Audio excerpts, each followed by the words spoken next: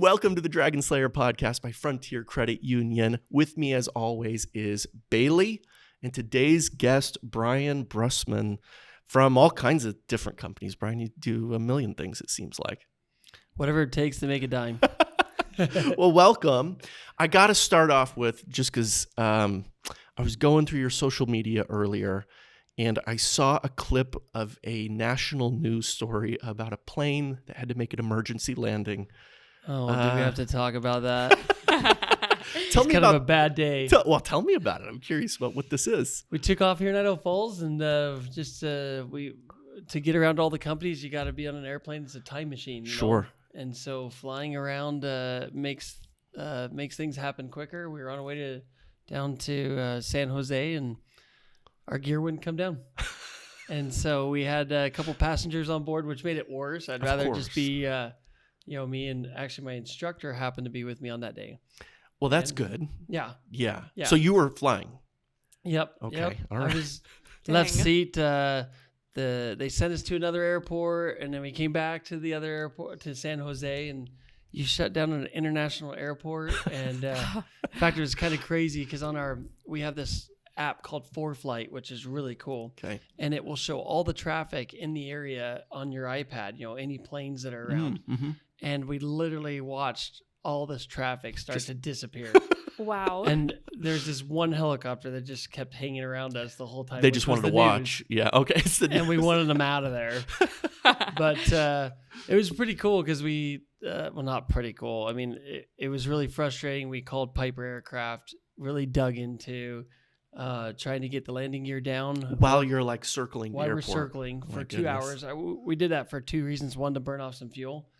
And two, to... I guess I didn't think about that. Yeah, we had a lot of fuel still on board, and we didn't want to have that with us as we touched down. Sure. And depending on how you touch down. Yeah, depending on how you touch down, Makes exactly. sense.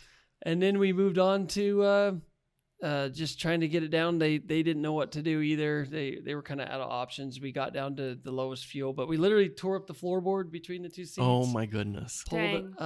Worked on valves with the limited number of tools we had. Came in and landed. Kind of a funny story. We missed the foam. We requested foam. Oh, go ahead. What were you saying? I was just going to ask, did you get the gear down? No, we did not get the gear down. Gosh, no matter how much we tried. Oh my goodness.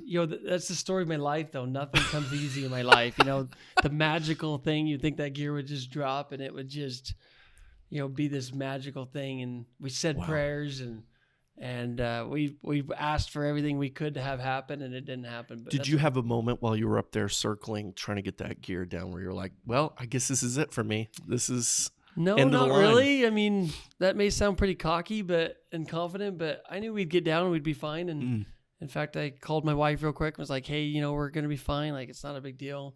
Don't turn on the news. Don't. Well, she already knew.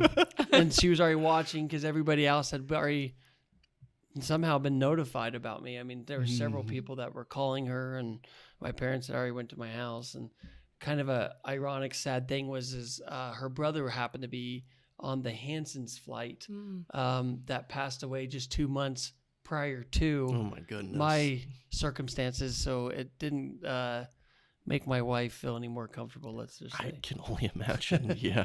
Okay, so the foam, tell me about that. Yeah, so we requested foam, but we were so involved in just doing our checklist and trying everything we could that we actually didn't even hit the landing. We didn't land into foam. Is that foam on the runway then? What does that mean exactly? So they put this foam down that's a fire retardant. Okay. That will keep, as you have sparks and come down and touch, that it will keep that from occurring, having any flames or anything. Oh, my goodness. Okay. But we landed way early, and we got out, and one of the firefighters was pretty funny because there was, from the concrete dust, there was smoke in the cockpit, but it was just concrete dust.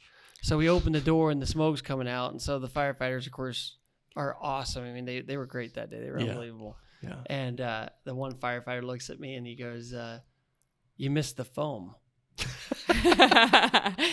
And as soon as we got out of the cockpit, and it was like, well, you put it in the wrong place. Yeah. It wasn't that we missed the foam. So. Yeah. He's Kind like, of you crazy. were flying. What do you want us to do? It's like the queen is never late. Everyone That's else exactly is right. Yeah, that's Yeah. right. Yeah. So we jumped in a FAA car. They got some questions for us. They got the plane off so that the international flights could keep coming in. Oh I mean, my goodness. Uh, So the gear's still up. You just like skid to a stop. skid to a stop. Holy cow. Wow. Skid to a stop. Hang on for dear life. What does it sound like while you're in the airplane, while you're skidding to a stop on that thing? It was a pretty loud noise. We only skid probably about 40 feet. Oh, that's not far. Yeah. So that's not bad. we Oh. did a nice slow landing. We both voted on that we'd rather be slower than faster. Feels reasonable to me. And probably next time I might go a little faster. 'cause Really? We stalled a little bit above the runway, about 30 feet above the runway. So it wasn't a perfect. It made it look perfect, and a lot of people are always like, "Ooh, that was perfect." But Kent was with me, Kent Magleby, and he was my instructor, and He gave you a B+ on the landing. Is that how that he went? actually landed it, not Oh, me. okay. He Well, actually thank landed it. heavens. Yeah. And You so, gave him a B+. Yes. Yeah. Yes. Very good. Yep. So what was Man. your communication like to your passengers to help keep them calm during that?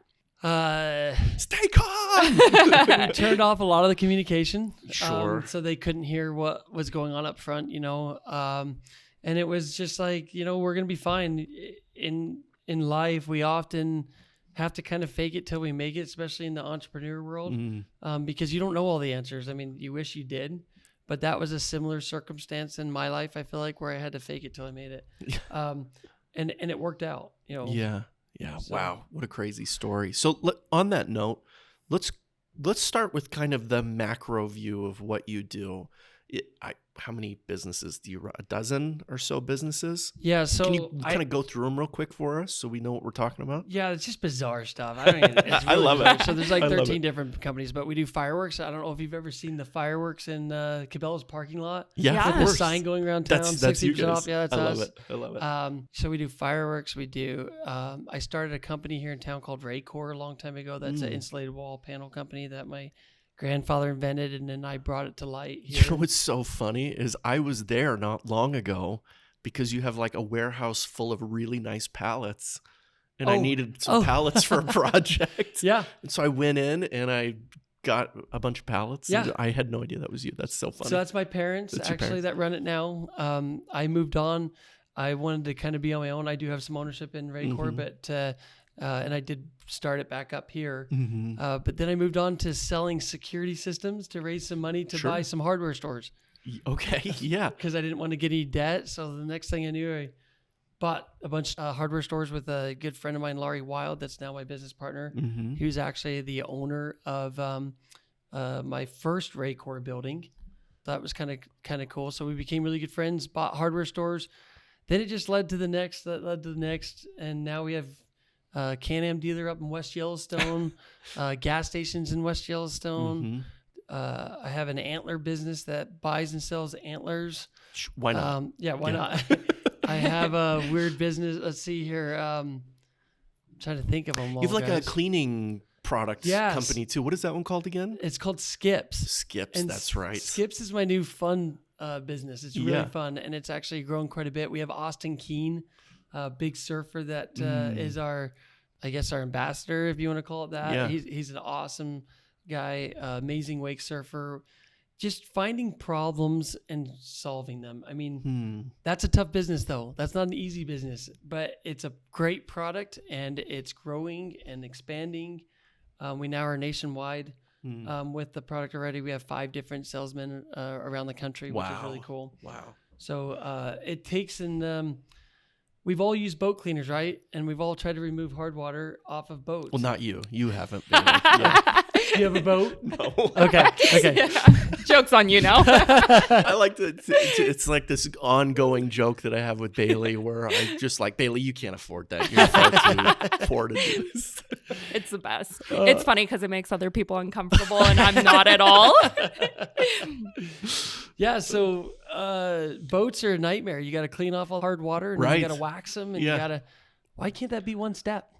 So we went. Why not? I've done all this stuff on my old man's boat when I was younger, and yeah, why not? I asked the same thing. So we went to some chemists, Christian Hansen and I, that owns Idaho Water Sports. We went together. I thought maybe and- it was that Dateline guy, Chris Hansen. Anyway, that's a whole different thing. Yeah. I have a business partner, Chris Hansen. What? That's not the one you're talking about, right? I don't know. Is he catching predators out there? I don't know. Nope. I know which Chris Hansen you're talking about. So yeah, kind of a cool. Golly. Okay, so you got your hands in so many different things. Let's go back in time just a little bit. Where did this all come from? Where did this start from? I gotta say, it came from my parents.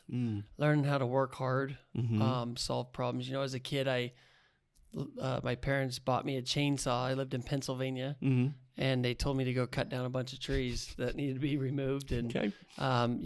rented me some heavy equipment to move it around, and then I started painting John Deere tractors, which was a nightmare and a lot of nasty work, but I was making good money as a high school kid. I didn't want to go to work at a McDonald's or.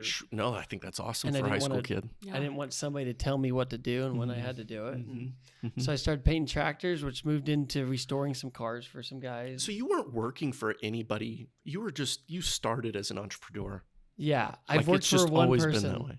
and that's Frank Vandersloot at Oh, okay. Meluca. Yeah, sure. I made it there a month. He was so generous and so kind to me, but I just couldn't. I couldn't make it longer. It just than a wasn't month. for you. I just couldn't make it. I couldn't work in a cubicle. That wasn't for me. Yeah. I was in the marketing department. Again, he was so generous to help me get a job there, and it wasn't for me. I couldn't work in a corporate setting, and I went home to my wife, and I was like, "What are we gonna do? Like, I want to do these things." My grandfather invented this product called Raycor, and I worked there as a kid. They kind of shut the business down, and it needed to be revived. It was nothing but a checking account left. Wow. And So describe Raycor, what that product is, because it's super interesting, actually. yeah, so it's an insulated wall panel company that gives a high R value. Mm-hmm. So it's an energy efficient panel. My grandfather was way above his time. He made it with plastic studs. We then moved to a wood stud because it's more friendly for the contractors. And Right. so basically, that was my first hard lesson in business. I mean, 2008, the economy crashed, as you guys know, the worst housing industry ever. And, Yep. and I'm the moron that thinks he's going to start a manufacturing company that makes panels for home builders. For home builders. Yeah. I mean, no, that's quite the undertaking. I think I knew some home builders at the time that were getting jobs at Jamba Juice because their for business sure. totally dried up. For sure. Yeah. Yep. So my wife and I literally ran the company. We had several good friends that came and worked for us too, but for several times it was my wife and I, and we would make the panels and be the salesman, and it was difficult. It was difficult times. We would sleep on the floor at night. Wow. Switching cycles Yeah. of panels to keep things being manufactured all night long. So this is a fascinating time period for anybody who lived through it. I was kind of early in my career at that point as well, and it was a wild time for me as well. And a lot of people have stories like that. So, but I wasn't attached to construction and home building in any way. So as somebody who was going through this collapse and this huge economic downturn in our country, as part of the primary industry affected, how in the world did you get through that? Who was even buying your stuff at that point? So it was paycheck to paycheck. Well, yeah. It was paycheck to paycheck, and we were trying to survive. Calling builders, sending stuff in the mail, trying to help builders understand they need to be different. Everybody was building the same thing. Why not be different somehow? It's just not about the cabinetry. It's about what's behind the sheetrock. And they were using that as an energy efficient way to sell. One of the adopters of it early on was Leland Jensen, Jensen Homes. He took and adopted it, and then it just kept growing from there on, builder by builder. It was a difficult thing, though, very difficult. Well, yeah. It was supply was easy to get. It was easy to get materials. And then now we go through COVID, and that completely. It's the other way around now. It's the other way around. Yeah. I mean, this trailer company, Teton Trailer Manufacturing, that I started in the middle of COVID, which, again, why? We couldn't get supplies of anything. It was very difficult. We were scrounging for tires, steel, any trailer parts. And so, but I knew back then how to work hard. It taught me how to work hard. And as long as you bust your butt, you're going to find those materials somewhere. Yeah. And so it led to importing containers from China. Oh my goodness. Of product. Yeah. So there's always, whether it's COVID or whether it's 2008, there's something else over the horizon that we're going to hit again. As somebody who's started and run businesses through those two environments, what advice do you have for somebody who's going to probably experience something similar in the future? Well, I don't really know. I mean, you survived it, right? You pushed through it. Not a lot did. I think the biggest thing, honestly, in today's day and age is, look, I'm not the smartest guy. I really am not. I know how to outwork everybody else. I know how to work long, hard days. I know how to surround myself with amazing people. I mean, the people I get to work with every day are amazing. Mm-hmm. They're phenomenal, great people. I've had lots of employees over my lifetime. There's some that come and go, but the rock stars, I have employees that have worked with me for 8, 9, 10 years at Raycor, Jorge, that I hired forever ago. He's still there. I think I met him while I was over there, Yeah. actually. I think he may have loaded my truck up. I'm sure he did. Jorge's now my best friend. I mean, just one of the greatest guys ever. When he first came to the United States, he could barely speak any English. He now has a GED, and he's phenomenal. He's phenomenal. So I don't know what I would say other than you need to save for a rainy day, and work hard and don't live outside your means. I mean, I think everybody thinks, oh, I got this new company. I want to get myself this brand new pickup. Contractors are king of it, and they got this new, and now they're $100,000. Oh, they're crazy for now. a pickup. Yeah, it's wild. So they have this $100,000 pickup they're rolling around in, trying to make a payment on. Beg, borrow, and steal. Don't steal, but beg and borrow. I think we get the spirit of it. Yeah. Beg and borrow where you need to. But we try not to finance any more than half of whatever we need. And we definitely don't finance inventory ever or any working capital. We don't, that's all comes out of our pocket because if you go get a bank loan on that, which I don't know if credit unions like to hear this or not, but it's going to ruin you. I mean, trying to pay. We certainly endorse financial responsibility. And not doing silly things and not overextending. We're big supporters of that. Yeah. So I mean, I think Ash, my wife, and I always have this joke. We live like we're poor, and we are poor. And it helps us to to stay within our means, and because no matter how much money you bring in, guess what? Bailey's gonna spend it. Yeah. At the next grocery store. That's right. Yeah, that's it. Next Lululemon or wherever you like to go. So, no, I think there's, that's a lot of really, really good advice condensed into a really small amount of time. But one thing that's really interesting that we find with a lot of entrepreneurs is they're not flashy. They're not like, they're not out big balling and spending money on stuff that they can't afford. Not very often anyway. And it seems like there's this inverse kind of relationship with the more frugal they are, the more successful they end up being. Yeah. It's really interesting to watch, actually. Well, and I think that an entrepreneur tries to make money everywhere he can. Right, yeah. For instance, I wanted a ski boat in the early days of Raycor because that was my outlet. Yeah. And my wife and I used to go down on the river all the time. And that was my outlet at lunchtime or whatever to get a break. And so I would find them for cheap on Craigslist, use it for a while, sell it, make some money on it, and do it again. In fact, kind of a funny story. I started with a $7,000 boat, and I've bought and sold all of my boats up until now, which I don't usually share numbers, but this is really kind of funny. I'm up to a $150,000 boat, and I've only put $45,000 into it. Wow. Dang. So that kind of explains, I mean, the rest was from the profits of, so if you want a boat, Bailey, you just need to buy the cheapest one, find the $2,000 one. And you could do that, Bailey. Yeah. There you go. and work up to it. And people don't want to do that. No, they don't. Yeah. Like they just want that $150,000 boat right off Yeah. the bat, Yeah. And there's $300,000 boats, and I could probably go buy a $300,000 boat. Sure. Yeah. But why? People are often surprised by like the vehicle that I drive because I've been pretty successful. Yeah.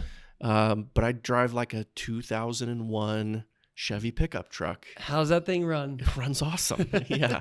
And I just don't feel inclined to buy the $100,000 pickup truck. Because why? Yeah. What do I actually need it for? Mhm. And I also I moonlight as a rancher too. Good And for so you. we beat the thing up. Yeah. And so why would I buy an expensive, nice truck that I'm just going to beat up Yep. anyway? And I remember talking to a friend of mine because he did the opposite. He bought the $100,000 truck. Yeah. And in about 3 months, he looked at me and he's like, it's just a truck. There's really Yep. nothing. Like you get over how, I Yeah. don't know, cool or nice it is or whatever, and you realize it's just a truck. The $100,000 trucks still get dents. That's they right. still get dirty. They still break down. They still True. break down. Yeah. Yep. Yeah. And at least So you're, true. paying $2,000 a month to Yeah. drive it. Yeah, right? exactly. Which is crazy. It's just crazy. Well, and the insurance is higher. I mean, it's not Way like higher, you just go yeah. buy a $100,000 truck. Now you got all the other things Yeah. that come with that. So yeah. That's very true. I love not being worried about getting a scratch on my truck. I love that. I don't care. It doesn't matter to me. yeah. Yeah. Sorry, Bailey, what were you going to say? Nothing. Nothing. Okay. Nothing.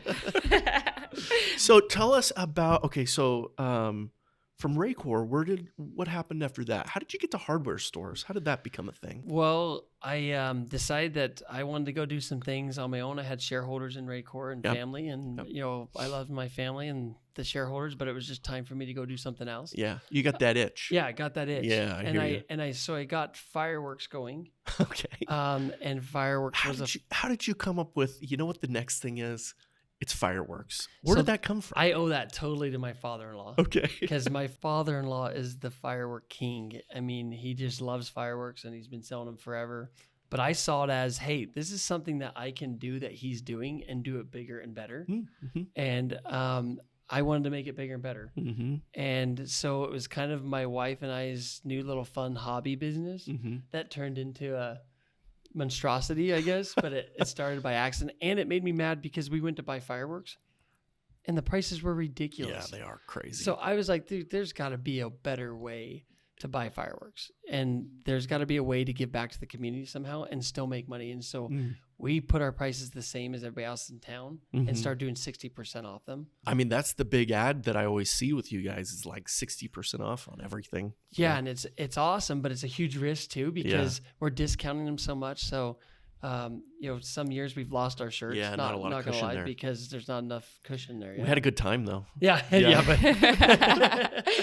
and it's been a great business now for my kids, and that was the goal. Like, Yeah, my I kids love that. now are, moving fireworks into trailers, out of trailers, into buildings. It's hard work. Mm-hmm. It's hot. Mm-hmm. It's dirty.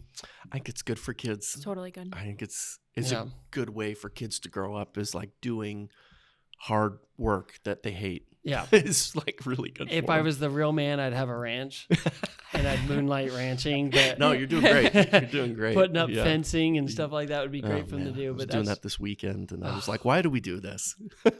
yeah. Well, so you get it. Fireworks is like Yeah. ranching. Yeah. It's like, why are we doing this? Yeah. So, especially with, have you seen how many fireworks stands are around town? I mean, There's a a lot. bajillion of them. Yeah, there's and, a lot. And so it just makes the competition that much more. And Yeah. Are you friends with those other fireworks people? yeah, I am with Okay. a lot of them. Yeah. We have a few haters. Sure. They say we're ruining the firework world, but I don't think we are. I think we're helping people out and helping them to celebrate for less money. I think it's great. It's great. So Okay, so fireworks, and then what happens? then I met a good friend, and he was like, why don't you go out and sell alarms? And I heard that guys could make good money selling alarms. Yeah. And it was kind of a difficult time in my life because it's like I had this goal and I wanted to be debt free and I wanted to raise some quick money. Mm-hmm. So I started knocking doors, and talk about making yourself humble, man. I mean, you guys want to talk about humble. You knock on somebody's door and they're screaming and yelling at you, telling you to get off their step and don't ever come back. And, I was at the top of the food chain. my whole life. Yeah, Nobody told me what to do. Did you feel like, because you went from like business ownership to being a like line level salesperson, how was that emotionally? Like, what did that do to you? I kept coming home every night, and I'd be like to my wife, dude, Ashley, I can't do this. There's no way. I'm done. Like, we got to go back to Raycor. We're just going to work Raycor and, do what we can there. And anyways, long story short, she kept telling me to go back to work. Get your butt back out there. You got this. Good luck. Have a good day. Yeah. You know what I mean? And I'd go pound doors, and then I got good at it. I got really good at it really quick with good training, obviously, too. But it went from selling 1 a day to selling 3 and 4 a day. And pocketing that money. A lot of the other sales guys were going out to dinner that night. Oh, yeah. They're balling out. Yeah. Going golfing, whatever. And I'm just stashing as much cash as I can to pay for whatever that next business was going to be. Well, it just happened to be that I caught back up with Larry, my business partner. And he was like, hey, do you want to buy some hardware stores with me? And it happened to be in Twin Falls, where my wife is from. And so we bought this little hardware store called Kringle's True Value from a neat old man that was ready to retire. And just this little hole in the wall downtown Twin Falls. And we've rebuilt it and remodeled it. And then we got another call from another guy. Hey, you want to buy a store in Weiser, Idaho? Yeah. And then we bought another store in Weiser. And again, I went out and sold again because I needed to come up with the money. My business partner, he's well established and been around. He's about 20 years older than me, and he's worked his butt off too. And he saved up a ton of money, and so the money was easier for him at the time than it was for me to come by it. So I needed those doors, and so I just went out and pounded those doors again, and earned enough to buy Weiser. And then it started rolling itself, having enough cash because we were saving to buy the next store, which then was Beaverton, Oregon.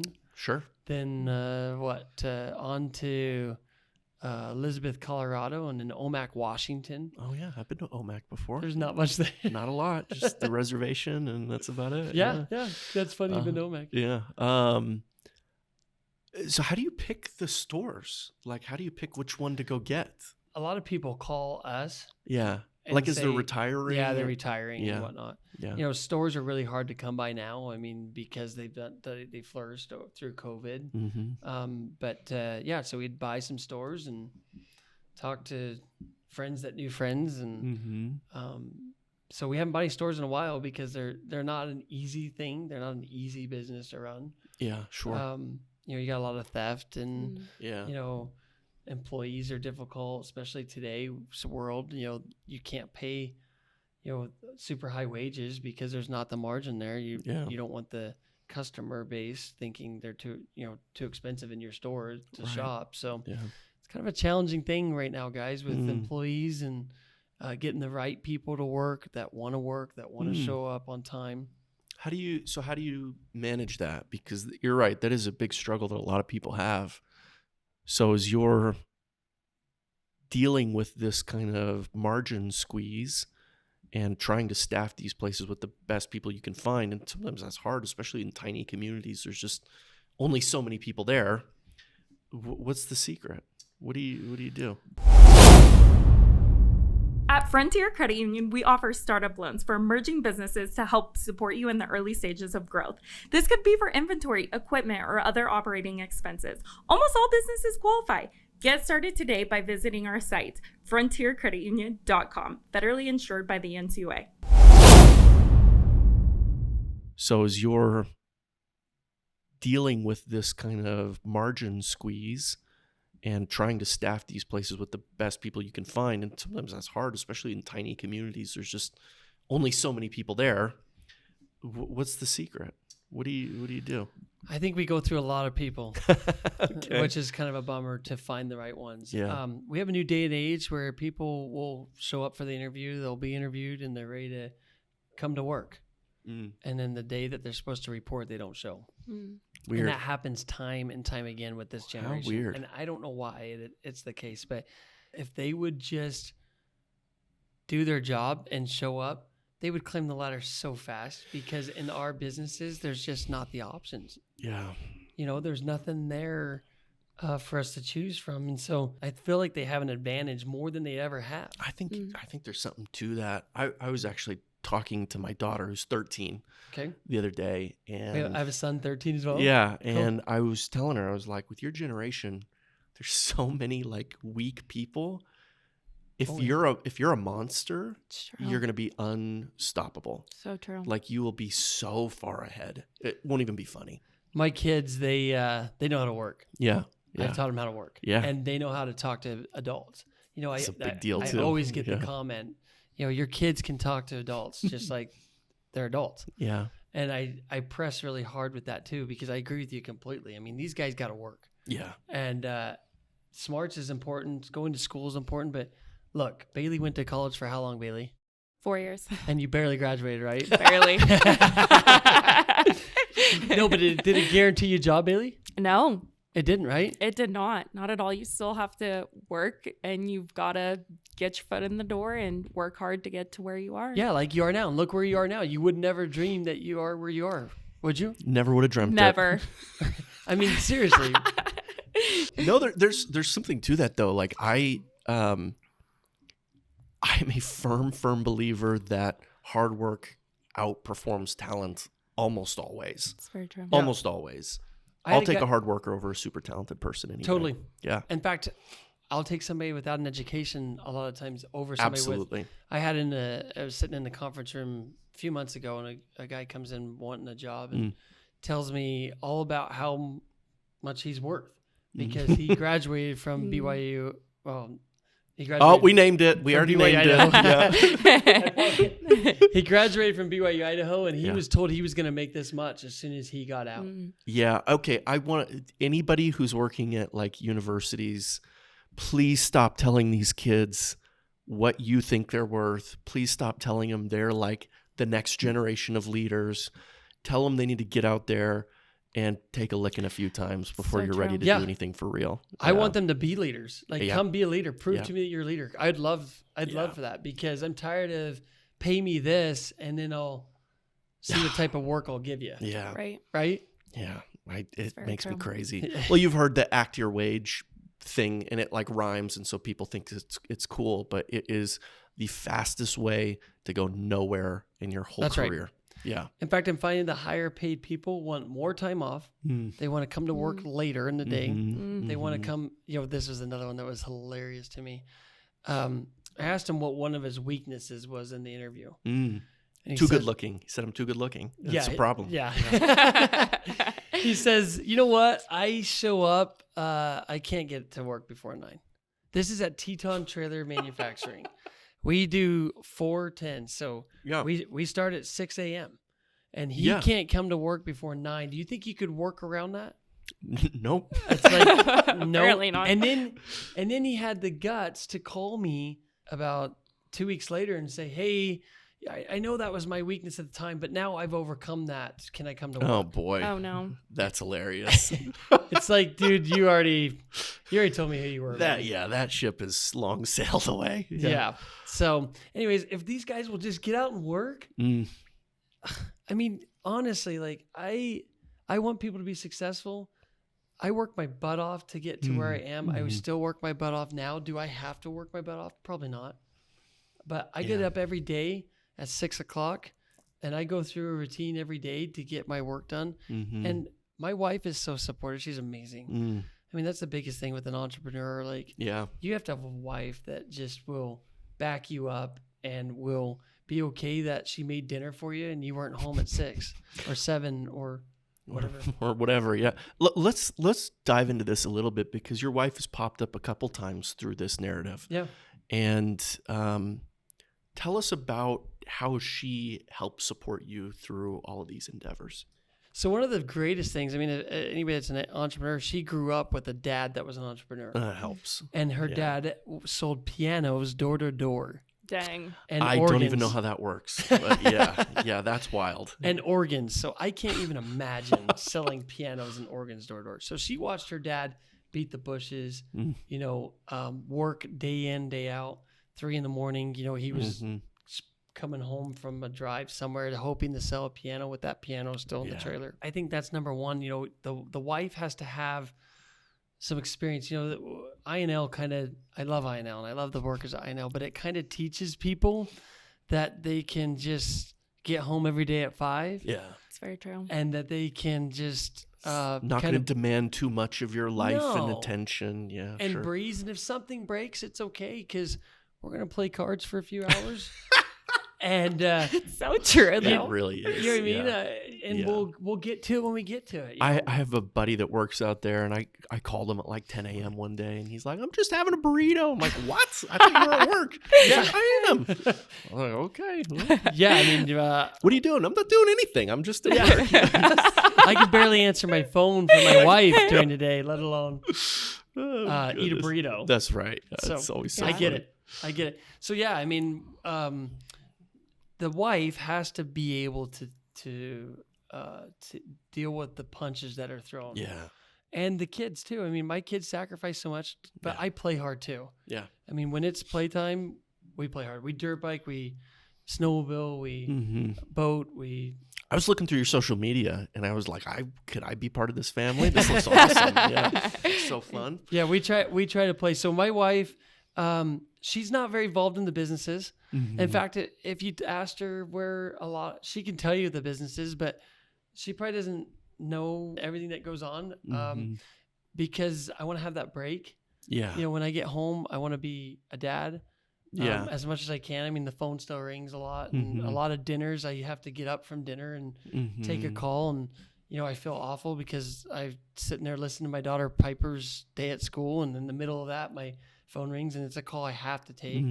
And so you have to find ways to make up, you know, that to them and have that one-on-one time, because that's the other thing is parents aren't giving kids one-on-one time anymore. I don't feel like it's hard. Yeah, I have a lot of friends, and I've watched a lot of friends, you know, here, go watch something, you know, or whatever, you know what I mean? Like, you know, and the pacifier, I like to call it the phone pacifier. Yeah.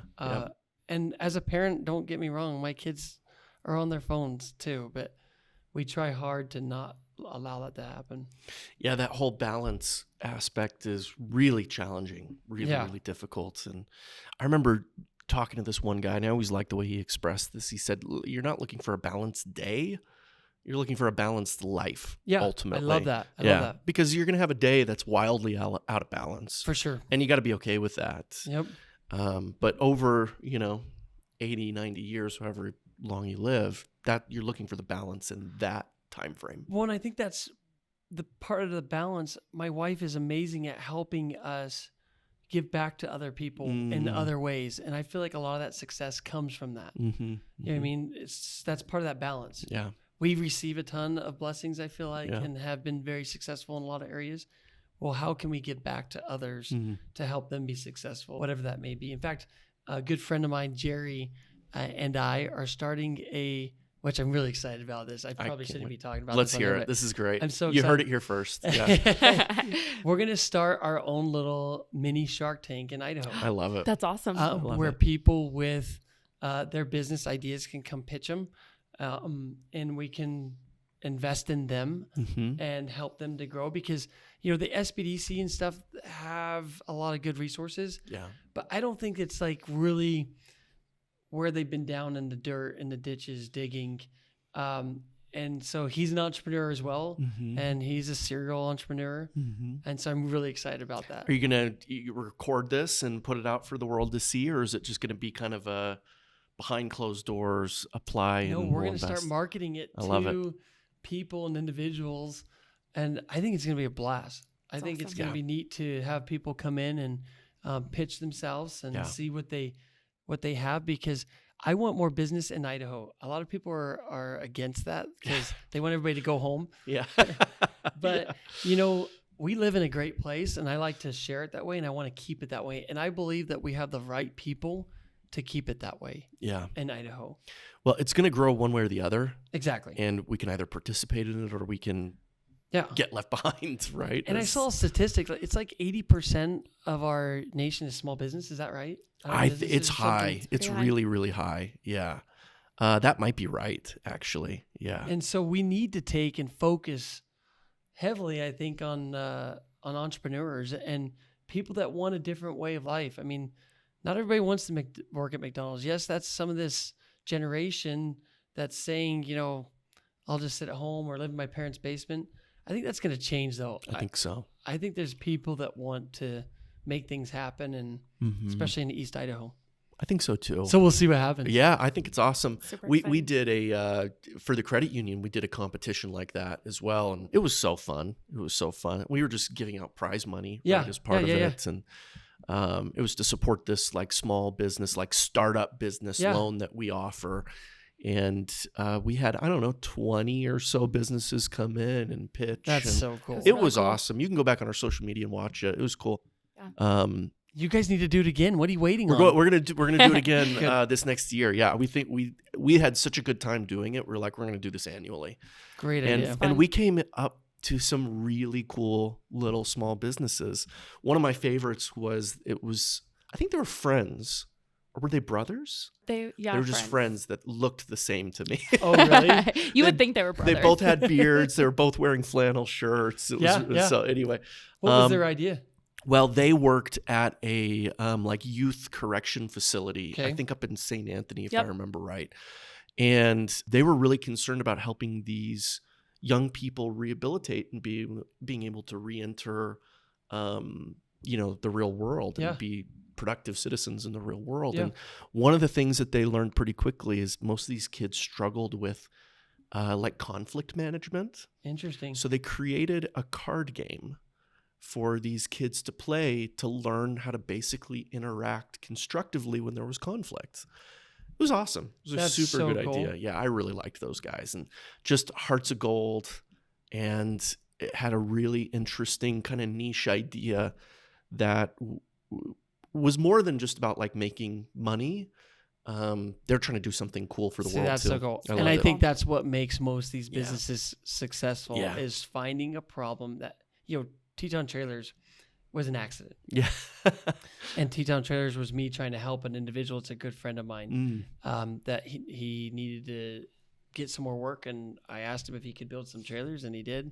And we needed them for ourselves, for the rental world, because sure. the trailer world was, in such turmoil too. You couldn't get a trailer anywhere. I remember that too. And so that was an accident business. You know what I mean? Like it was a need at that time, and it accidentally worked, and it's going to continue to work now Yeah. because it's a great product and Yeah. and moves forward. So I'm sure their card. Have you heard the latest on? I their- actually haven't heard from them in a little bit. I wonder how that's going. They were working through some like production stuff.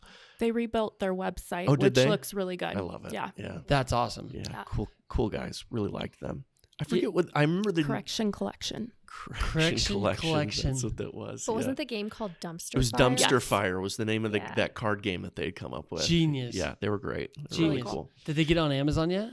I don't know. I don't know. I haven't talked to them in a little bit here. We just did that contest. Did we do it in the spring? Is that March. when we did it? March. It was in March. Yeah, so it wasn't that long ago.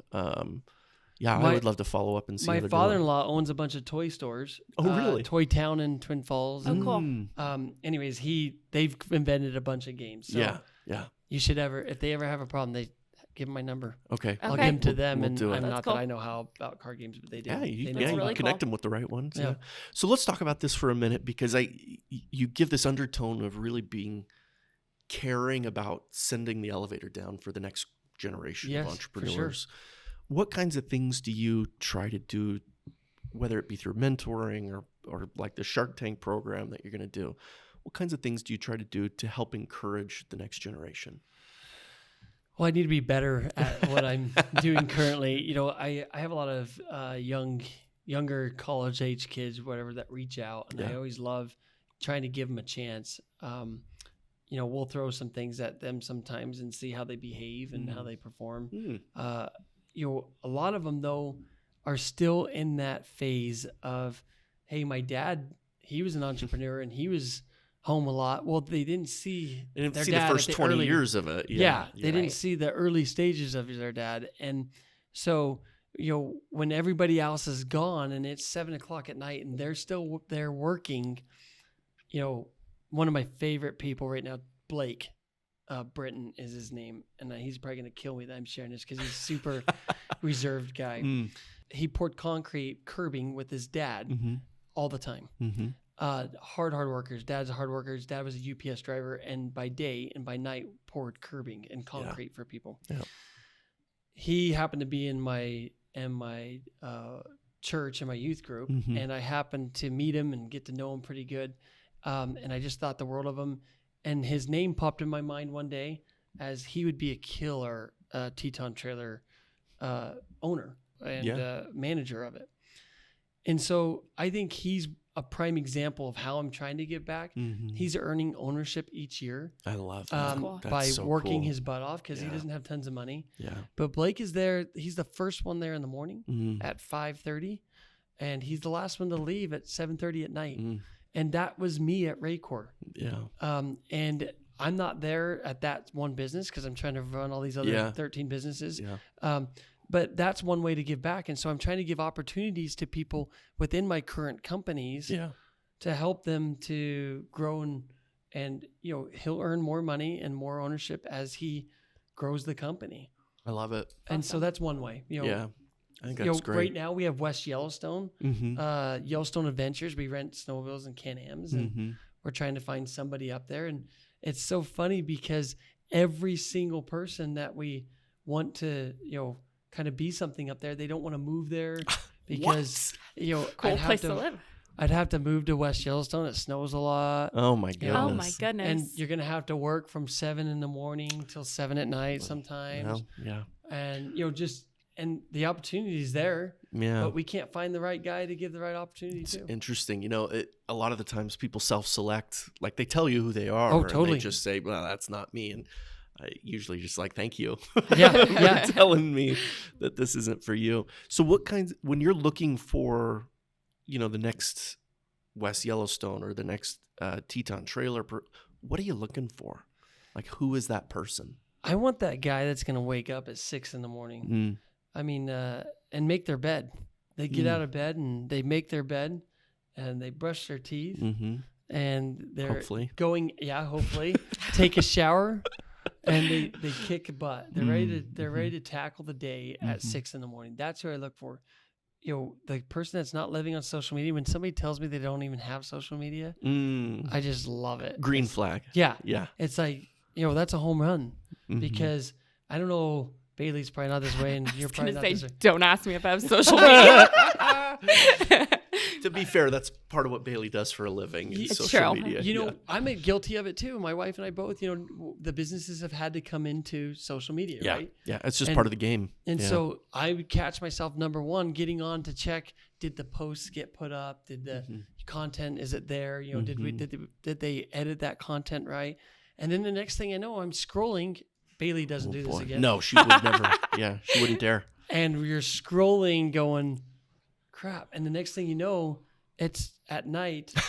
It's like an hour passed. You're like, what happened? Half an hour's passed. And I'm looking at my wife going, oh, hey, how are you? How was your day? You know what I mean? And it shouldn't be that way. Yeah. And so if your marriage is struggling, get off social media, right? So it's pretty good advice, actually. Good advice for sure. Get off social media. I kind of not posted as much as I used to because it was, the Brusmans are always on vacation. Oh boy. Well, what they don't see is that the Brusmans are working till 11 o'clock at night. Yeah, so but that they doesn't can go play the next day. That doesn't make a fun social media post though, so it isn't enough. Yeah. There. Yeah. So I thought about it. Should I start posting all the bad things that are happening? Oh, Scout Peter Pants again. It's just you like doing accounting in front of a computer for 4 hours. Yeah, exactly. Exactly. We had kind of funny. We had a girl that I love so much. She had this bright idea to create a channel called What's Next on YouTube, and she wanted to film me in the day in the life of Bryan because everybody always jokes about that. How do you do it? What are you doing? And she wanted to follow me around and film all that, and I couldn't do it, guys. Why? What was the matter with it?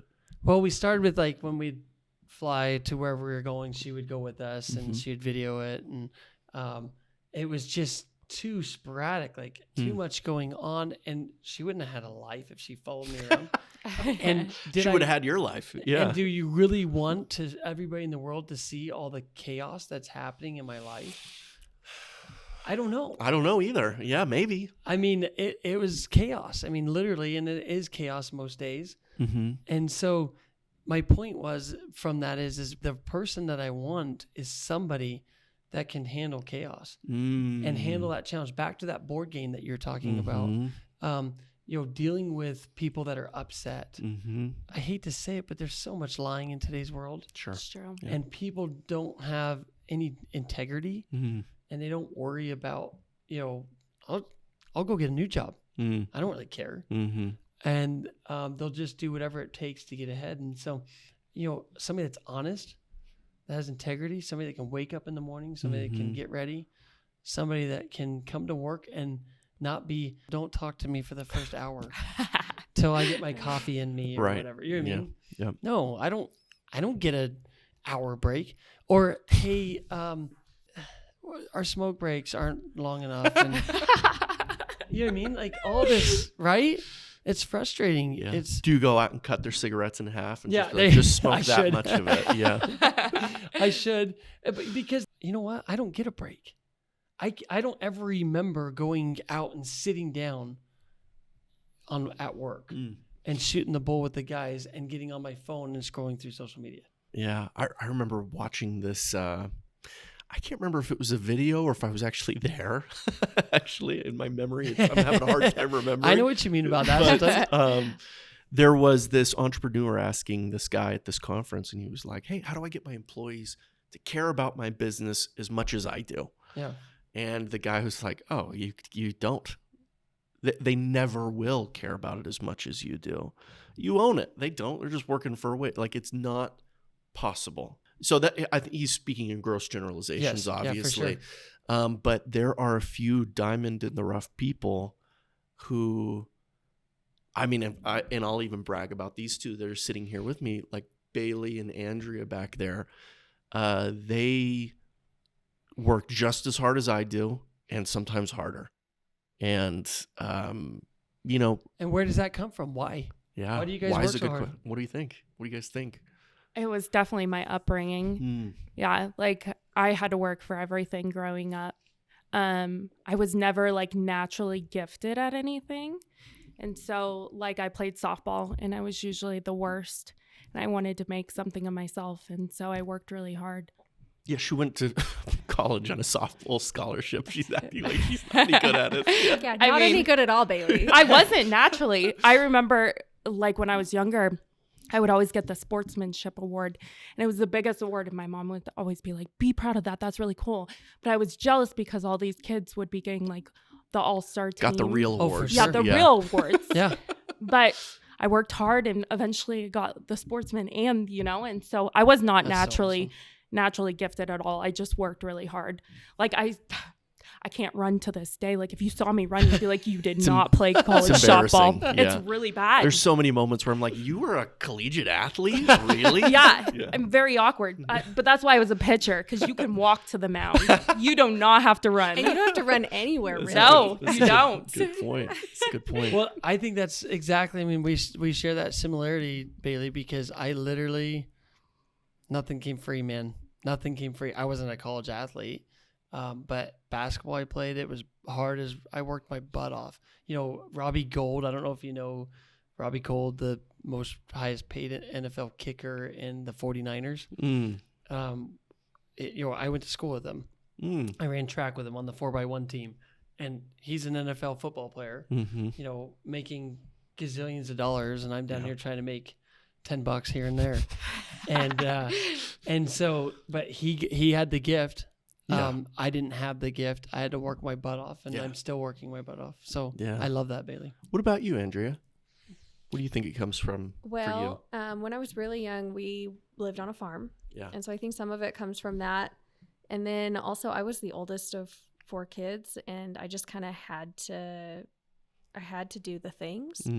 I also take a lot of pride in my work, and not that I was starved for attention, but I created my own attention by doing well. I love that. Yeah, we could have a therapy session over that. Probably. Yeah. We could be here for hours. Yeah, no. I mean, that's Okay. what it is. Okay. So, Bryan, what about you? Where does it come from for you? I think I didn't have anything free. My parents weren't super wealthy. We weren't poor either, but we had sufficient for our needs, but it was all work. I watched my dad literally work his butt off to get what he had. And my mom, a prime example, my mother wanted a addition put onto her house, and her dad grew up in the construction world. And so she started buying books that were do it for dummies or something like that. Okay, Framing for dummies, I think is what it was. Goodness, yeah. Okay. Framing for dummies.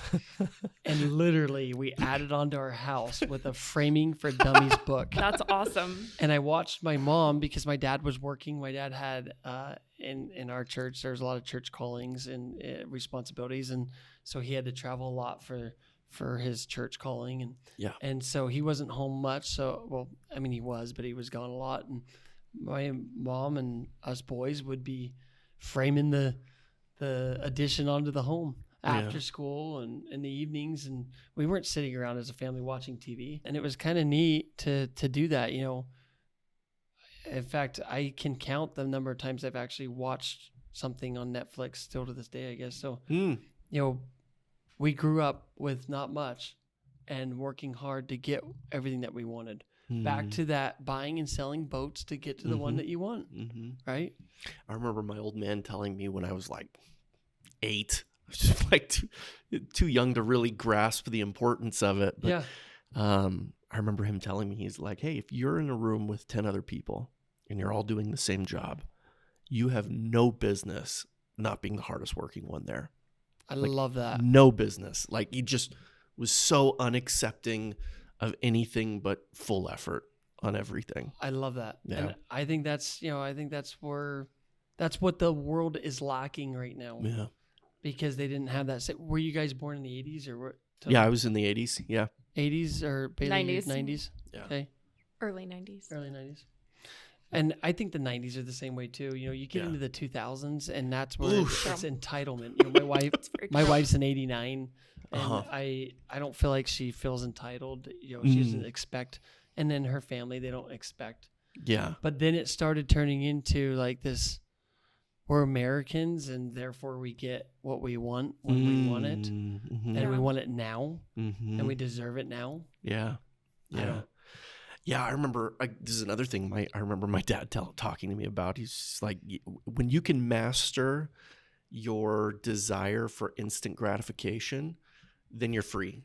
Yeah. Right? You're free from all of the trappings of the world. Yeah. I remember him talking to me about that a lot. I remember one time we were driving, I think we were going to, Arkansas, actually. So from... What part? I was born in Arkansas. Oh, you remember? Do you know where Henderson College is? No, I don't. I think that's in Arkansas. Little tiny school my sister went to. Okay, great. And so we were going out to see her. She swam in college, and so we were going to a swim meet. And I remember I'm like starving. My dad is starving, and we're just on the road, and I'm like, well, let's just stop off at the McDonald's. And he's like, no, absolutely not. Yeah. And I was like, we can't just stop at like just one little, like just a burger, like a 99-cent burger. And he's like, absolutely not. And so he just always did stuff like that. I didn't have fast food until I was like 14 or something like that. Yeah. And it seemed like so unfair as a kid because all my friends were getting McDonald's. But now I'm like, oh yeah, I cannot go to McDonald's if I don't want to. Well, and I'm failing at that as a parent. I mean, we go out to eat once or twice a week. Yeah, Ash and I date night every Friday night. Yeah, I've failed, I think, as a parent on this front. Yeah. It's a hard one. Yeah, my kids are like, can we go get ice cream? And I'm like, ice cream sounds good. You're like, yum. Let's go get some ice cream. And Reed's Dairy. And if you want ice cream, you go get ice cream. I'm going to go get ice cream. And Reed's Dairy, I mean, why not, right? Yeah, why not? It's amazing, and you go get it. And it's a good time, yeah, right? It's a good time. Family bonding. $25 later, you got some ice cream. But now I make them work for the ice cream. Yeah, I love it. And so if you want ice cream, that's great, but here are the things that have to happen before we go get ice cream. So I agree with that. I'm getting a little better, I think. Yeah, maybe a little better. It's a work in progress. Yeah, it is. Yeah, we had an experience just like that the other day. Right now in our shop, I wanted to pay so bad for somebody to hang OSB in my shop because I just don't have time. And my wife looks at me and says, your boys need to learn how to hang OSB. Oh, I hate that. When your wife like gets you right and you know it's true. Yeah. Oh, I hate that. Yeah. And I'm always up for saving some money. So anyways, now I'm hanging OSB on the ceiling of my shop and the walls. It's taken like 4 weeks to get it done. Mm-hmm. You know, what a nightmare. I mean, but honestly, it's been really a fun thing for my boys to do with me. And so back to the ice cream, I always bribe them with, if we just get 5 more sheets on, we'll go get some ice cream. Right. Well, I had a similar kind of experience recently where I drew out for this really kind of obscure hunt. I like to hunt. Yeah, and good for you. It was an archery pronghorn antelope hunt. Cool. Which is a difficult hunt. It's really challenging. That's right here. And so I've been going out, and I've been going alone because I can't bring kids to that. They're going to get in the way. Yeah. So I was actually sitting with Rob Maines, who's our general counsel at the credit union, and we were talking about it, and I forget exactly how he said it to me, but basically he was like, well, where did you learn how to do this? Are you going to deprive your children from that Good same point. experience? Good And I was point. like, ooh, all right. That's probably true. I was like, but they're going to ruin the hunt. And Rob, in his wisdom, is like, is it about the hunt, though? Yes, it is. It's like, well, I'd like it to be. I'd really like it to be, but You wouldn't want to take me hunting. I wouldn't shut up to everything we ran off. well, and that's part of the problem with like an antelope hunt is it is quiet and slow because it has to be, right? And, you bring your 9-year-old son. Those are not his strong suits, right? Yeah. But you know what? That night I brought him anyway. Good for you. And we did not see a single thing. And, Good for you. no shocker there. But I sat in that little blind waiting for an antelope to come. And he's like fidgeting and he's playing with grass and, whatever else. And I thought, you know what? This is good too. Yeah. I'm hunting for something different at this moment. Well, and how fun is it, too, for you to just hang out and talk to him on the drive there and the drive home? Yeah. So anyway, I probably won't fill that tag this year, but that's okay, right? Because sometimes. What's your favorite thing to hunt? I'm not a hunter, so I never understood it. It's every. They have food at the grocery store, right? I've been told that's too that. instant gratification. Yeah, I've you been gotta work told for that. it. Oh, it tastes better. It tastes better when you had to go get it yourself. Yeah. Oh. I don't know what my favorite is. Every species is different, and maybe elk. That might be my favorite. I like elk meat. Oh, it's delicious. Yeah. Yeah. It's Can't really, get that really at the good. store. Can't get that at the store. True. Yeah. So. Yeah. I don't know. I do like, so some of the things that I do at home, like we have a huge garden. Good for you. We try to raise the majority of all of our own food. No way. And I think there's a few reasons we do What that. day and age is this? But there's some reasons for that. And one is I'm pretty familiar with like industrialized agriculture. I know a lot about Good for that you. world. And some of it's horrifying, frankly. Yeah. Like I don't want All the most of the chemicals. food that's sitting in a grocery store. And that's Interesting. no offense to any of my friends Yeah. that are involved in any of that, but I'd rather eat something different. But a big part of it is, it's so cool to watch your kids figure out how like real life works. Right now, most of the world is like removed from just the basic functioning and necessities of life. Sure. Like most people couldn't go home and grow and raise their own food. Almost nobody. And a lot of those skills are kind of... I can't. Yeah, a lot of those skills and I'm the abilities same person. are slowly dying and disappearing. We actually harvested honey on Saturday. And my oldest, we were like just getting all the honey drawn out of all the comb. And, and she's like, Dad, you are the coolest. I love that. And I was like, I am aware. Yeah, it's pretty Tell cool. me something I don't know. But what she meant, and it was a funny way to express it, but what she really meant was I'm getting to have some experiences that almost nobody gets to have. Yeah. They're working on these projects where they're breaking a couple of colts. My 2 oldest are breaking their first colts right now. That's so cool. And I mean, how fun is that? It's It's really cool. really, really hard, and they're very challenged by it. But it's I'll never just forget cool. I broke a horse once. Mm-hmm.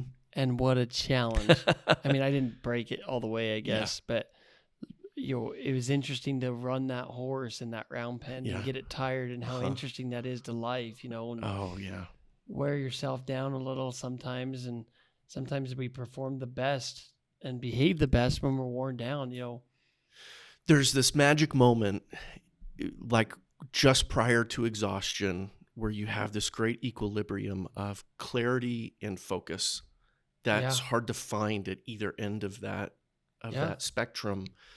And that's when the magic happens. I think that's true human beings too. Totally. Like you mentioned something a couple of times, and it resonates with me a little bit, where you're like, I want somebody that's up at 6 a.m., they've brushed their teeth, put on underwear, right? Whatever, but like they're ready to go.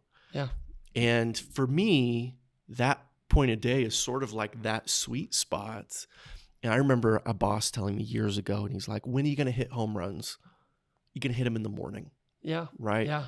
First thing when you get into the office. Yeah. Like save your big moments for that spot, that point in time. Because that's when you hit the home runs, is right there. Between like 7 and like 11 is when the magic happens. I plan my whole day out, which is probably going to be too personal, but in the shower every morning. I love it. Yeah. I mean, I literally stand there and nobody can bother me. And I actually say a prayer every morning in the shower, which may be weird. Hey, whatever works for you. And I plan my whole entire day of what I'm going to get accomplished. And my wife will be the first one. I'm a bear, man, when it doesn't get done. Because I have a list. I don't write it down. I mentally make that list. And when I don't get my list done, I'm a bear, because I have to get done what I need to get done. Now, obviously, I try to move as much as I can and adapt to whatever's thrown at me at that day. Yeah. But for the most part, I try to get my list done mentally every day. Yeah. And I don't think some people even have a list or have a desire to have a list. That's true. It requires this responsibility for your own time. Yeah. Yeah. And that's scary for people. Yeah. No, it totally is. Yeah. Because nobody's looking over their shoulder. Nobody looks over my shoulder. Sure. And, asks me what I'm going to accomplish for the day. Just you. Yep. Just me. Yeah. Well, what an incredible skill to master too, to just for sure. like take control of your own time. And it's hard for people to figure that out. It's funny. I feel like schools fail on so many different things. Like my kids are learning differential equations, but they don't know how to plan their day. Yeah. Like some of these really practical skills they never get in a classroom. My kids go to this charter school, American Heritage Charter School. Yeah. And they teach those principles. I love it. Yeah. And it is unbelievable when my kids come home, and guys, I hate to say it, but I don't know all these things that they know about geography and everything that I should have learned in college and high school or I've forgotten or whatever. But they learn how to run a class. They learn how to be respectful to a teacher. They learn how to come in a uniform, which my wife hates that. And my kids hate it because they want to wear what they want to wear. Yeah. But it's okay for us to do hard things and show up with a shirt on that we maybe don't like, and that we maybe don't look as cute in or cool in or whatever. Yeah. So I love that. Yeah. It was funny. We were sitting in a senior team meeting not long ago, and there was a comment made like, "Oh, well, the employees don't really want to do this." And I was like, yeah, but they have a job, right? And that's what a job is you do things you don't want to do, and we pay you money for that. Yeah. Right?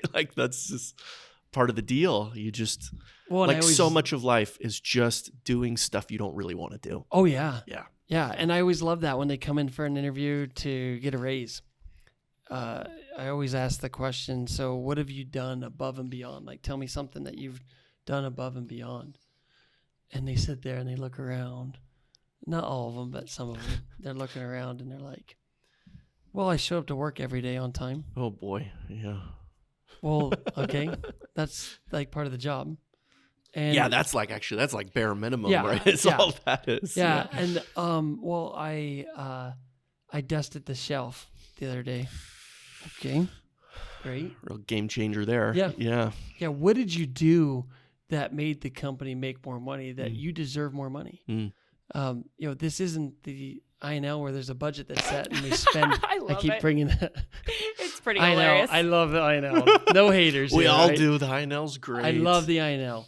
But there's not a budget and a certain amount of money that we get to just Right. use, and when it's gone, use it until it's gone. No. I mean, what comes in goes out. Right. And if you make more come in, more can go out. And I always say it to my employees, do you want to make more money? Do you like what you make? I've never had anybody say, yes, I love what I make. I've never made too much money, ever. Yeah. So they always say, yeah, I want to make, and that's the next question. Do you want to make more? Yeah, I want to make more. Well, then what are you going to do tomorrow or today that's going to make the company make more money? Mm-hmm. And I love when they respond back with, I have my manager in Elizabeth, Colorado, Brandon. He's such a stud. And he always says, I just do my job, Bryan. I'm just doing my job. Well, what he doesn't understand is that he's not just doing his job. He's doing above and beyond, but he feels like that's just his job. Yeah, I love that. And he says, I brought in more pipe fittings because the community needed more pipe fittings or needed this certain type of tool or glue or whatever it may be. Or he'll call me and say, hey, Bryan, I need another mini excavator. We rent out equipment. Yeah. And so I need another mini excavator because we're losing rents. And sometimes when I go to my other stores, they don't tell me anything. They don't, you know what I mean? They don't try to, hey, Bryan, we need to do this, or this is an area or that we can improve on. Or those employees are worth so much. You like can't even pay them enough. They're so valuable. Well, isn't it weird that Brandon's now a business partner? Yeah, a partner exactly. in the owners. He's earning ownership in the hardware store because he's killing it.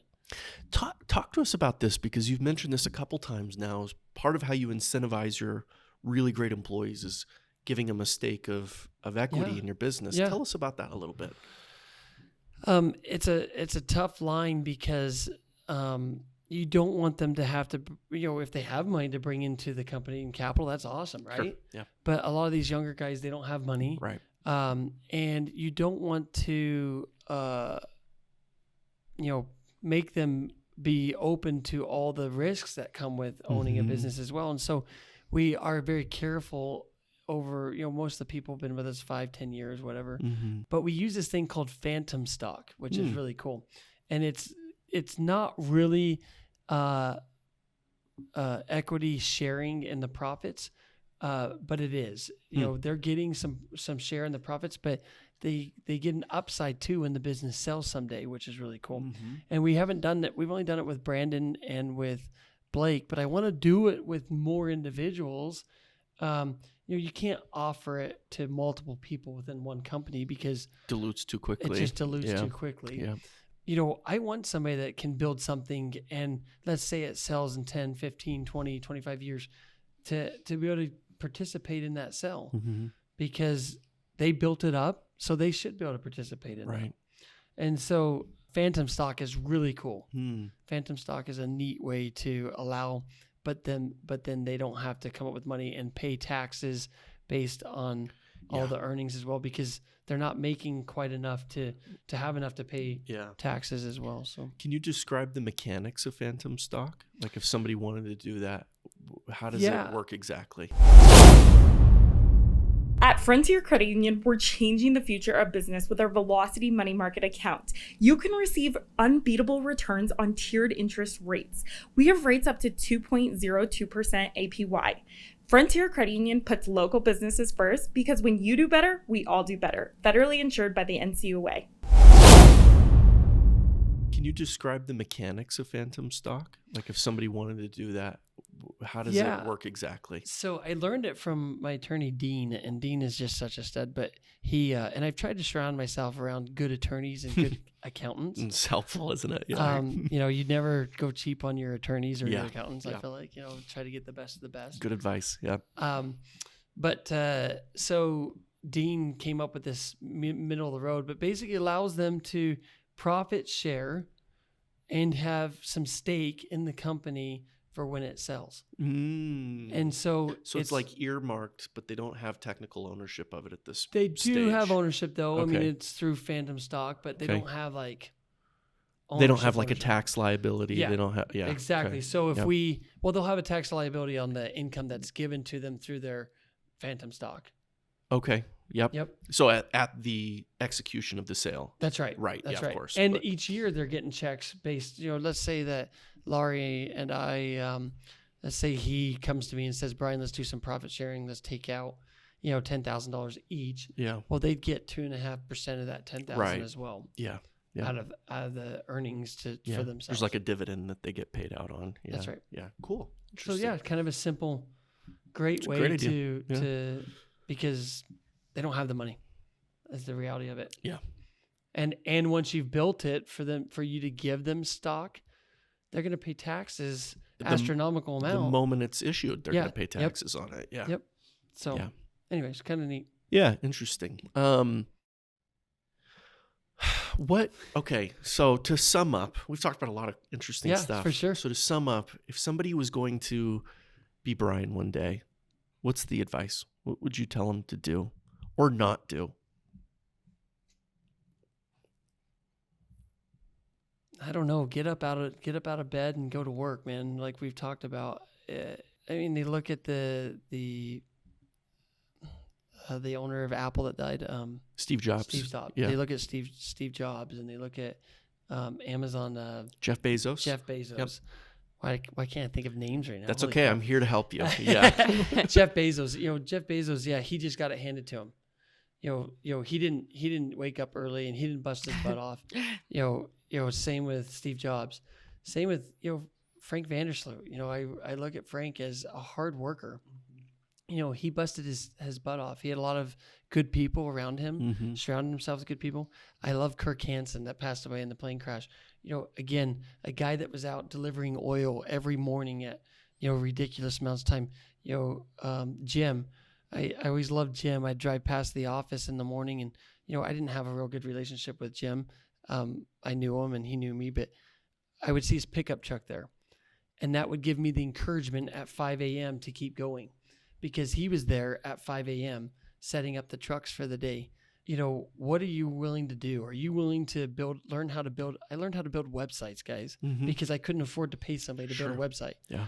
So I built websites, till 2, 3 in the morning, 4 in the morning, and then would sleep for 2 or 3 hours and then be at the plant at Raycor in the Raycor days to now take on that next task. Yeah. I learned how to engineer things. I've learned how to reverse engineer things. I've learned how to get on the internet and research and find things out, find the best chemists for skips. Sure. And the best person that can formulate, to solve a problem.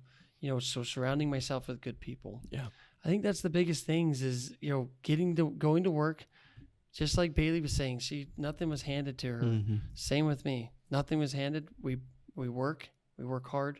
Anybody that wants to be an entrepreneur, you're kind of born with it too, a little bit. It's not. You got to be a maniac just a little bit. You got to be. I'm a little crazy, guys. Yeah, they all are. I'm a little crazy. Yeah. And I know it. And you got to rub shoulders with the right people. You got to find that person. Who's the guy? Is it Jim Hansen that's at his office at 5 in the morning? That's going to encourage you to keep going. What is it? I don't know. Yeah. You got to find that and pick it and then follow it. Yeah. And then even when it gets hard, because guess what? It's so hard, guys. Yeah. It's so hard. Well, people only see the skiing trip. Yeah. Which is that much. Yeah. Of everything that goes into it. Yeah. Very true. Yeah. Yeah. So working hard and knowing and working smart, right? We can all work hard, but not smart. I've worked with a lot of cool people that aren't efficient. Yeah. Yeah. At managing multiple things, and so they can't be successful. And in fact, if you want to be an entrepreneur and you can't manage multiple things, you might not want to, because you're going to have to figure out a lot of different things. You're going to have to learn how to fix the gas pumps in West Yellowstone when they're pumping slow. You're not going to always be able to call the servicemen to have them come change the filters on the pumps. Yeah, it's true. Or you're not always going to be able to, when a track gets tore off and that sled's going back out the next day and everybody's called in sick, you may have to learn how to change a track on a sled, right? Yeah, sure. Yeah. So, anyways. It's a great point. Okay, I have 2 questions. Okay. So the first one is kind of random, but I'm super curious. So when Okay. you're knocking doors, what percentage of people, once they like let you into the home, do you make the sell on? Once they let you in, Yeah. Is it like you feel 90%. Oh, I need to stop letting people in my house? Yeah, you get sucked do in, you don't always you, buy? man? Do you always buy? No. Bailey's But- a sucker for marketing too. I know I'm you I'm are. such a sucker for good marketing, Yeah. and I know it's good, and I know it's marketing, but I just love it. But I let people in my home every time. I'm like, You're come letting on in. strangers in your home, I sure Bailey. do. and you're Don't buying let people stuff. in your home. That's good advice. You keep them on the front steps. That's smart. There's no reason why they need to come in your home. What's the worst purchase you've made from a door-to-door salesperson? I don't think I've made a bad purchase. Yeah. Like they, they beg me, and I get phone calls to this day for like windows that they won't leave me alone. They'll on. wash your windows?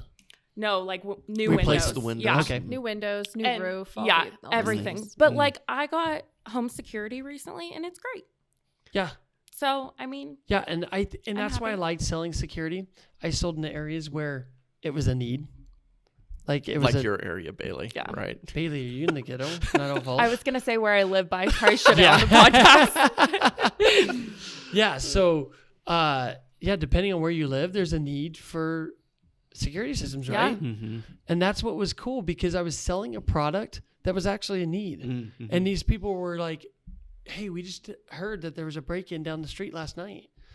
And that was like cha-ching. But it wasn't just cha-ching for me. It was cha-ching for them too, Yeah. right? Right. I wasn't just pushing something on them that they didn't really need. Yeah. In fact, I don't think I've ever sold a product, Raycor, the hardware stores, Skips, Teton Trailers. Mm-hmm. I don't need another company.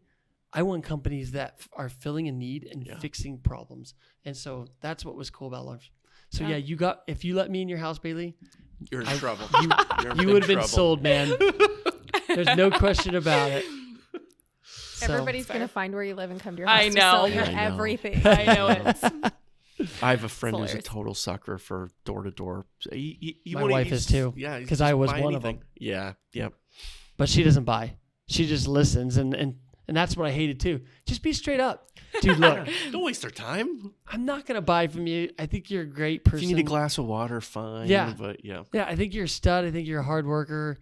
Keep working hard. I just don't need it. I'm sorry. See you later. Yeah. Yeah. Yeah. That's fair. right, Good what's- advice. what's Next Okay. question. What's your message to the world? What's my message to the world, Bailey? Come on. What's my Getting message a little, to the world? little ethereal here. I like it. A good friend of mine always tells me, and and I'm just going to say his name. He's probably going to hate this. Stephen Hatch with, he is a realtor in town. And one of the neatest guys ever. He taught me what his dad taught him, and that is take care of the people, and the money will take care of itself. Mm-hmm. No matter where you go, take care of the people, and the money will take care of itself. And if it's about the money, give up. Mm. Because you're never going to win. Because it's never going to be enough. No matter how much you make. Yeah. So, That's good advice. Great advice. good question. Yeah. Really, really good. Yeah. I heard somebody describe one time that if you're getting into it for the money, then you're gonna hate it. Yeah. You'll just hate whatever it is that you're doing. Yeah. Yeah. 100%. It's always fun to watch these door-to-door salesmen when I was, go knocking doors. They were there for the money. Yeah. And they weren't there for an exit strategy a lot of the times. Mm. It It was wasn't- just, this is my life. Yeah, it wasn't about getting out. It was about how I'm going to make enough to sit on my keister all winter long, right? And get ready for the next season. And the alarm salesman guys are probably hating me right now, but save that money up. And what can you do with it? What can you buy? Can you buy an apartment? Can you buy a hardware store? Can you buy Whatever. that's going to make you money? But don't go buy yourself a new Corvette, even though they look pretty cool. I know it. Every now and again in our lives, we get a windfall on something, whether it's a big check from alarm sales or it's an inheritance or whatever. Yeah.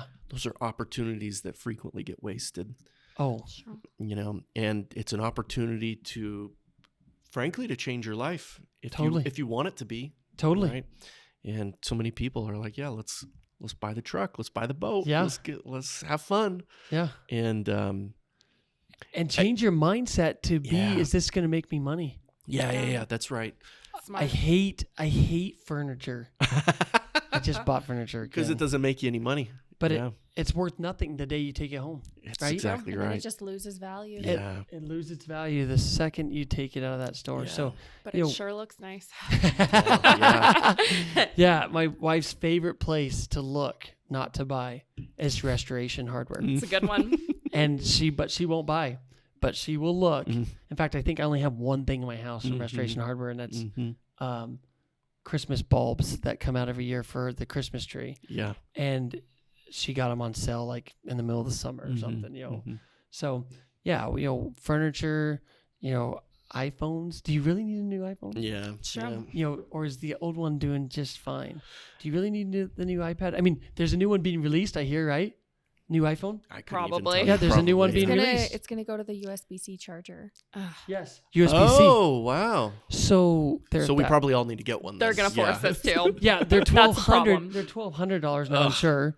And so should you, Bailey, miss a few meals to get that new iPhone? What is it? What are we on? 15, 16, 20?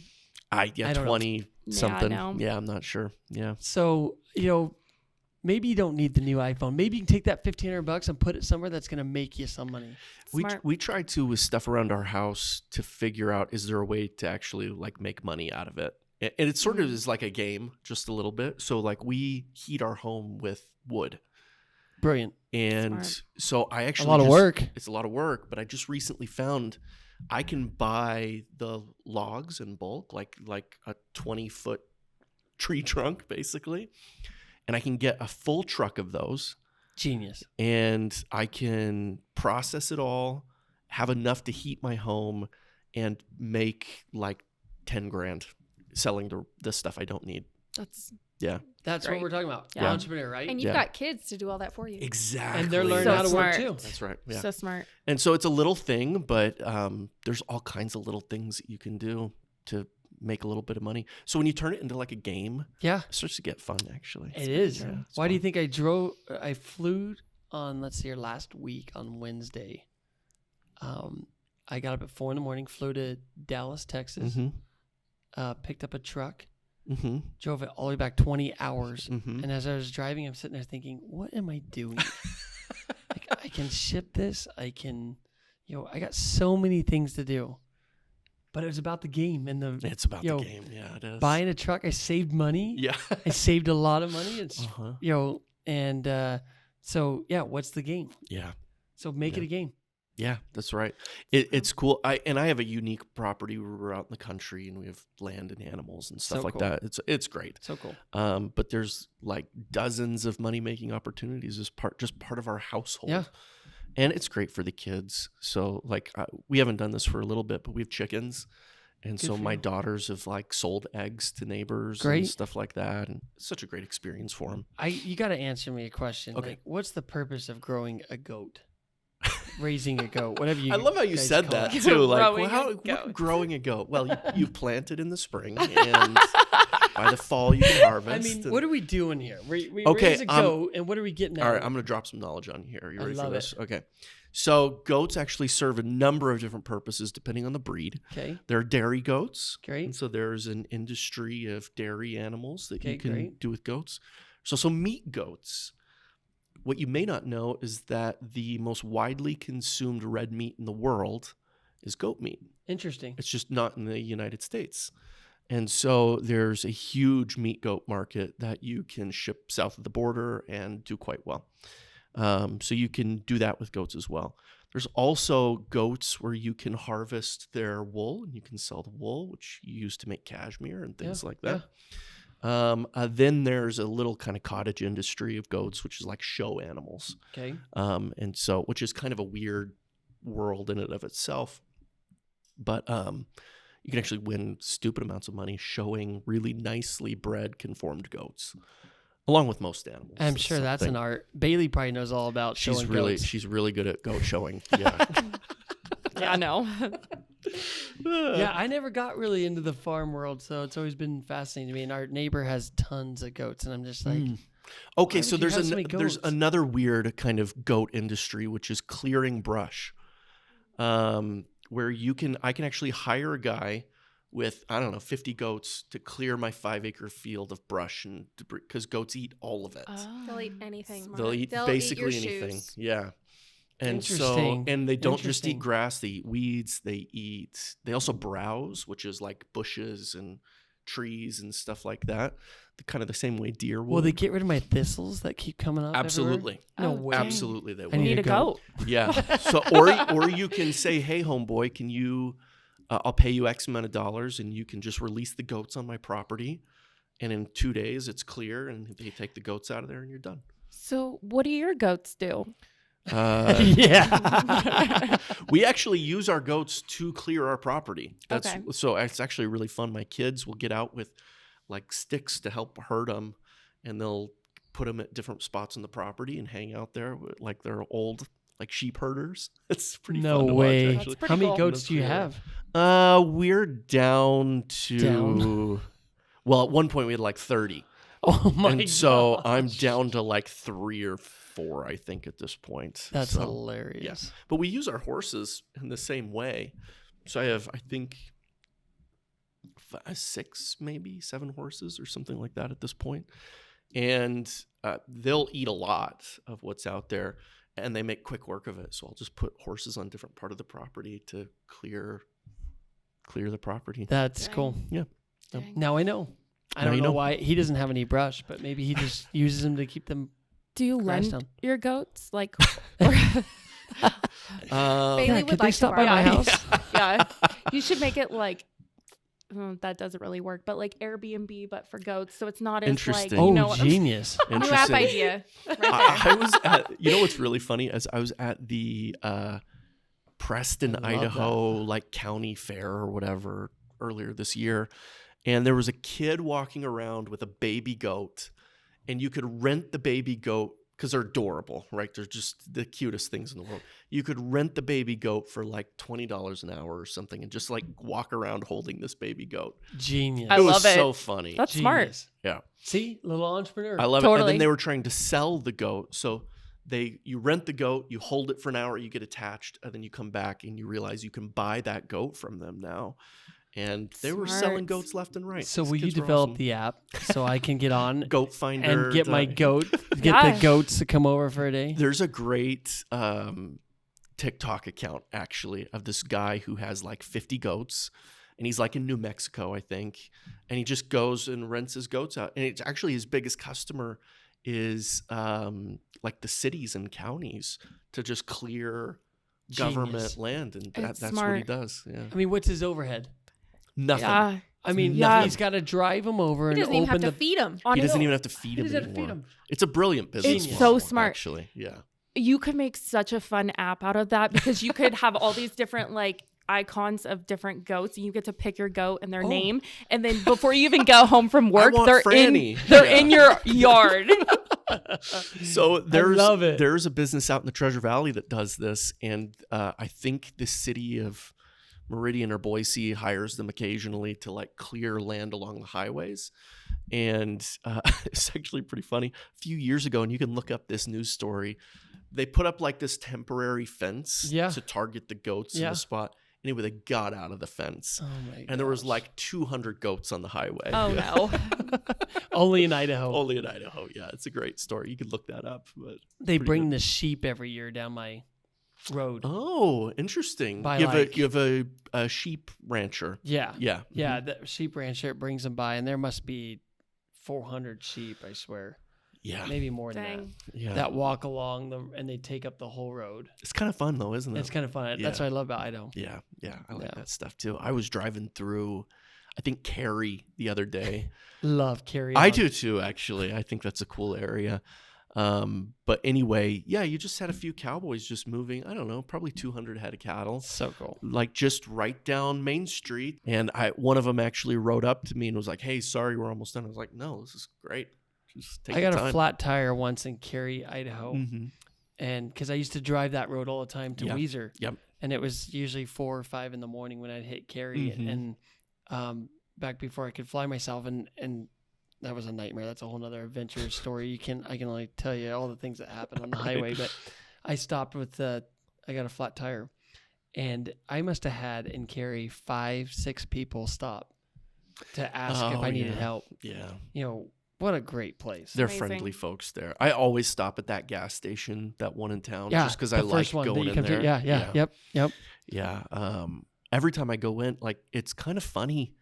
I'll like refill a drink or whatever, and I go to pay, and they're like, "Nah, you're good, just go on." Yeah. Dang. They're just so nice. Only in Cary, Idaho. Yeah. It's amazing. Yeah. I figured it's because I'm like super good looking, but then I saw that they just did that with everybody that goes. That's weird because my looks get me a lot of places too. So that's interesting. We do share that similarity. Yeah, I think you're right. I mean, yeah. if I had the facial hair, I'd be a little better looking. But Hey, you know, you could get there, baby. Don't worry. Yeah. Oh goodness. Well, Bryan, thank you so much for coming on. I what had a a great joy. time. Thanks for having me. Yeah, a lot of really, really great advice. We'll definitely have to have you back. I feel like there's so much of this story. Oh, it's an adventure every day. I know, and I sure would love to get into more of it, but we'll have to save it for next time. Love it. And thank you for joining us on the DRGN SLYR podcast by Frontier Credit Union. We'll see you next time. Woo!